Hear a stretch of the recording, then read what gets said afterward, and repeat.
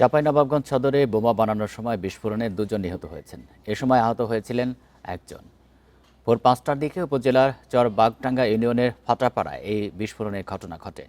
চাঁপাইনবাবগঞ্জের অতিরিক্ত police super NM Wasim Firoz জানান, বোমা বানানোর সময় বিস্ফোরণের ঘটনায় বাড়িটি আংশিক ভেঙে যায়, উড়ে যায় টিনের চালা।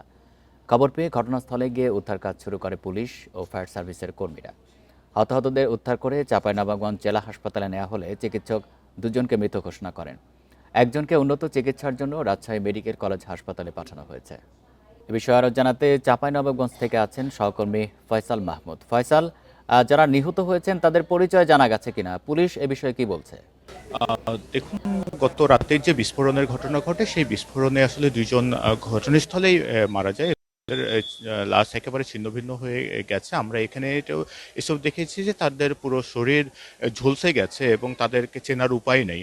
আমরা আসলে তাদের পরিচয় নিশ্চিত হওয়ার চেষ্টা করছিলাম, কিন্তু পুলিশ এবং স্থানীয়রা যেটি বলছেন যে এই যারা মারা গেছেন তারা আসলে স্থানীয় নন, তারা বাইরে থেকে এসে এই বাড়িটিতে বোমা বানাচ্ছিলেন, কাজে তারাও তাদের পরিচয় নিশ্চিত করতে পারেননি। পুলিশও আমাদের কাছে আসলে তাদের পরিচয় নিশ্চিত করতে পারেনি, যে কারণে আমরা আসলে তাদের এই মুহূর্তে তাদের পরিচয়টি বলতে পারছি না। তবে স্থানীয়রা যারা বলছেন যে এই বাড়িতে মোট ৫ থেকে ৬ জন ছিলেন এবং এই ৫-৬ জনের মধ্যেই সবাই আসলে বাইরের বাসিন্দা, অর্থাৎ এই এলাকার বাসিন্দা নয়। আপনাকে যদি একটু দেখানোর চেষ্টা করি যে বাড়িটিতে আসলে বোমা বানাচ্ছিলেন এবং যে বাড়িটিতে বিস্ফোরণ ঘটেছে সেই বাড়িটির এক অংশ ভেঙে গেছে এবং এই ভেঙে যাওয়া বাড়ি এবং যে বাড়ির চালা ছিল সেই টিনের চালাও উড়ে গেছে। অর্থাৎ স্থানীয়রা বলছেন যে এখানে হয়তো বিস্ফোরকের মজুদ অনেক বেশি ছিল এবং বেশি থাকার কারণে ঘটনাস্থল থেকে ৩ জনকে তারা উদ্ধার করেন। এই ৩ জনকে তারা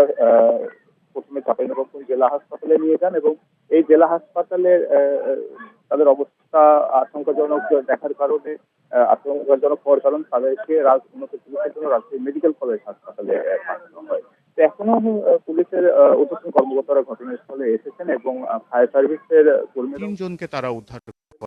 এখানে আরো বিস্ফোরক অবশিষ্ট আছে কিনা বা কোন ধরনের বোমা মজুদ আছে কিনা তারা আসলে ওটার কাজ চালাবেন। আপনাকে আরো একটু তথ্য জানিয়ে রাখছি যে চাঁপাইনবাবগঞ্জের যে ৩টি আসন রয়েছে, যে নির্বাচন শেষ হয়ে গেল, এই নির্বাচনে চাঁপাইনবাবগঞ্জের ৩টি আসনে আসলে জয় পায় জামাতের প্রার্থীরা এবং এই জামাতের প্রার্থীদের মিছিল থেকে গতকালকে বিজয় মিছিল হচ্ছিল। বিজয় মিছিলকে কেন্দ্র করে আসলে একটা উত্তেজনা চলছিল। স্থানীয়রা বলছেন যে এই উত্তেজনা জেদ ধরে, অর্থাৎ বিএনপি এবং জামাতের উত্তেজনার জেদ ধরেই একটা বিশৃঙ্খলা পরিস্থিতি তৈরি করার জন্য এখানে বোমা বানানো হয়ে থাকতে পারে বলে ধারণা করা হচ্ছে। তবে আমাদের কাছে পুলিশের কর্মকর্তারা বলছেন যে আমাদের কাছে পুলিশের কর্মকর্তারা বলছেন যে যে ২ জন মারা গেছেন বা যে ৩ জন আহত হয়েছেন সেই ৩ জন জামাতের কর্মী বলে তারা প্রাথমিকভাবে নিশ্চিত করছেন। তবে